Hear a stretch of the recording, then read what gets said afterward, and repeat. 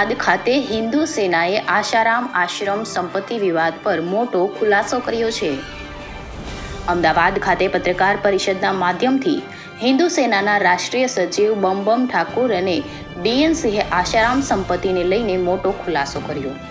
બમ ઠાકુરે પત્રકારો સાથેની વાતચીતમાં જણાવ્યું કે હું મારા ગુરુદેવ અને આ યુગના મહાન સંત ક્ષત્રિય બ્રહ્મનિષ્ઠ આત્મારામી સંત શ્રી આશારામજી બાપુની સાથે થયેલા અન્યાય અને ષડયંત્રની પોલ ખોલી રહ્યો છું।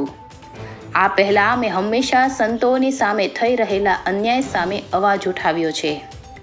આશારામજી બાપુ નિર્દોષ છે અને તેમના આશ્રમ ખાતેના શિષ્યો અને કાર્યકરો દ્વારા સુનિયોજિત કાવતરું કઢીને તેમને જેલમાં મોકલવામાં આવ્યા છે।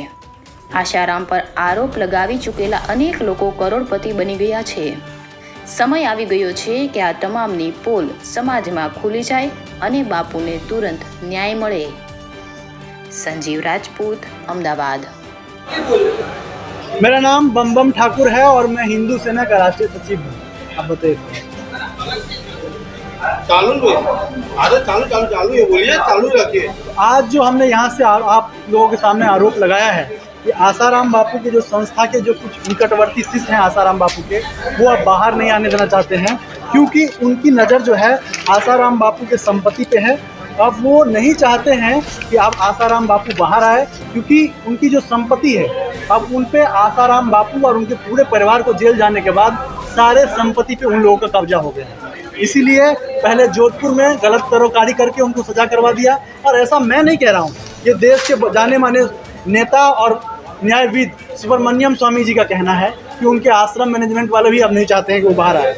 ये एक खबर छपी है, इस खबर के हिसाब से ये कहना है कि आश्रम जो मैनेजमेंट है वो अब नहीं चाहते आसाराम बापू बाहर आए क्योंकि अब उनके सारे संपत्ति पे उनका कब्जा हो गया है। आपने ये बोला इलेक्शन के टाइम पे ही क्यों हुआ है? इलेक्शन के टाइम ऐसा कुछ नहीं है क्योंकि चूँकि अब अगले महीने में आसाराम बापू केस का फैसला आने वाला है और फैसला हमको मालूम है कि जिस तरह से इन लोगों ने केस लड़ा है उस केस में आसाराम जी को यहाँ भी सज़ा होने तय है। इसीलिए मैंने चाहा इससे पहले ही समाज को बता दिया जाए कि खाली आसाराम बापू दोषी है इसलिए सज़ा नहीं होने जा रहा है। सज़ा इसलिए होने जा रहा है कि उनके पैरोकार टीम नहीं चाहते वो बाहर आए, उनके सारे संपत्ति पे कब्जा करने की नीयत। आसाराम जी के साथ साथ उनके बेटे को भी जड़ लिया गया, उनके बारे में क्या कहना चाहोगे? देखिए आप तो जैसे आसाराम जी बापू जेल में गए उसके बाद जगह जगह नारायण साहब घूम के सभाएं करने लगे। उसके बाद में जो है ये केस में खुद ही आगे बढ़ के पैरोकारी करने लगे। तो इन लोगों को लगा कि अगर ये बाहर रहेंगे तो कैसे ना आसाराम जी को बाहर निकाल लाएंगे।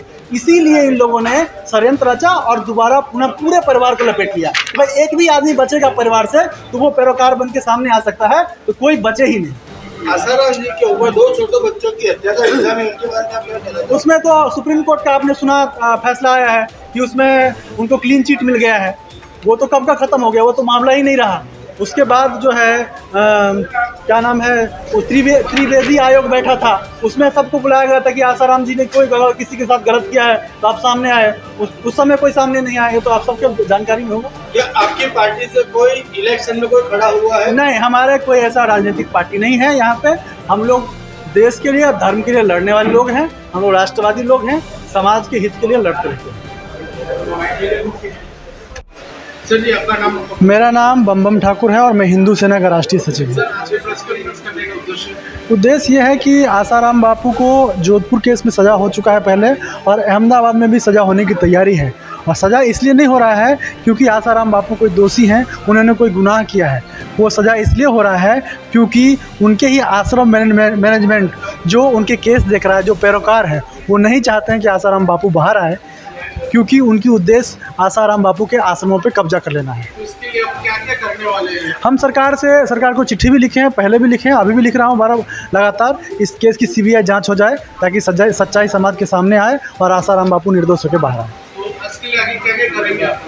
हाँ, आगे का यही रणनीति है कि सरकार से मैंने पहले भी पत्र लिखा है और फिर से पत्र लिखेंगे और मांग करेंगे कि भाई इस केस की जांच कराओ ताकि सच्चाई समाज के सामने आए। और ये प्रेस कॉन्फ्रेंस करने का ये उद्देश्य था कि भाई समाज को मालूम रहे समाज को मालूम रहे कि भाई जो आसाराम बापू के साथ कुछ भी हो रहा है वो नॉर्मली नहीं, सब कुछ नॉर्मल नहीं है। वो कोई ये नहीं कि कोई घटना हुई है, एक ये षड्यंत्र है जिसके तहत आसाराम बापू और उनके पूरे परिवार को फंसा के उनके आश्रम पे कब्जा कर लेना है। वो जब जिस तरह से वो केस लड़ रहे हैं ना, उससे पता चल रहा है कि वो नहीं चाहते हैं कि उनके आश्रम बापूजी बाहर आए।